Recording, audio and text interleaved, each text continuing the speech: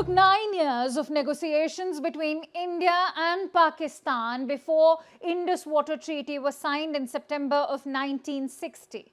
So what does the Indus Waters Treaty state? According to provisions of the treaty, water of all the eastern rivers of the Indus system, namely Satluj, Beas and Ravi, shall be available for the unrestricted use of India. And Pakistan shall receive water from the western rivers, that is Indus, Jhelum and Chenab. So why is New Delhi's decision to suspend the Indus Waters Treaty so significant? Let me break it down for you. Pakistan is one of the world's driest countries with an average annual rainfall of about 240 millimeter. It is a single basin country. What does that mean? That Pakistan's dependence on external water resources is 76%. In fact, the Indus water is a vital water source for Pakistan. So much so, 90% of Pak's total agricultural production occurs on land supported by the Indus Basin irrigation system. The long and short of the story is that Pakistan's food security depends on Indus waters as it does for millions of its farmers, including crops like wheat, rice and cotton. And so the suspension of the IWT will directly hit Islamabad's economic backbone. After all, its agriculture and hydropower from Indus rivers drive 24% of Pakistan's GDP, 45% employment and more than 60% of its exports. Indus Basin water flows also play a critical role in meeting domestic and municipal water supply needs, as well as supporting the country's energy production, manufacturing and industrial processes. In terms of geopolitical risk, the treaty protects Pakistan from India's upstream control of river flows. That leaves Pakistan with precisely no alternatives because the water-scarce country relies on the Indus Waters Treaty to avoid crisis as rivers dwindle. Remember, India's decision to suspend this treaty is huge. Here's why I say so. The IWT has survived 4 wars, decades of cross-border terrorism against India by Pakistan, not to forget a long history of antagonism between the two countries. It's now for the first time that New Delhi has suspended the treaty. Let's also decode the impact of the suspension of this treaty beyond the rhetoric.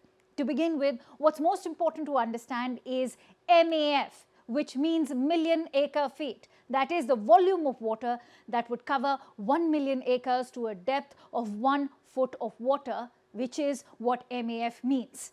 Now, according to data shared by Ministry of Water Resources, River Development and Ganga Rejuvenation in 2019, 135 up to 145 MAF flows from Chenab, Jhelum and Indus into Pakistan. Do note that just 1 MAF can sink an area 2.7 times the size of Delhi. The amount of water that flows into Pakistan from these 3 rivers every year can fill Bhakra Nangal Reservoir 24 times. Also, remember, India already has water flowing in from Ravi, Beas and Satluj. And here's where the complication arises. How will India drain the water in Indus, Jhelum and Chenab? Please keep in mind that our current hydropower projects on Chenab, Jhelum and Indus do not allow for storage beyond 3.6 MAF. So either we expand the storage through more dams or do what China has done in its northwestern region.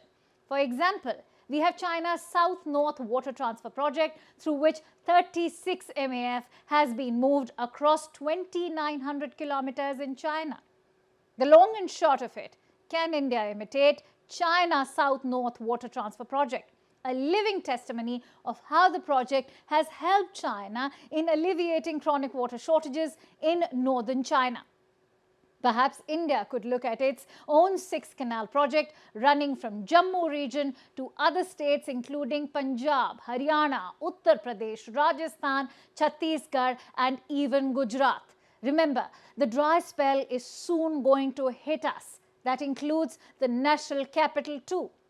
As per information shared by Info in Data, the groundwater levels in Rajasthan and Punjab are dangerously low.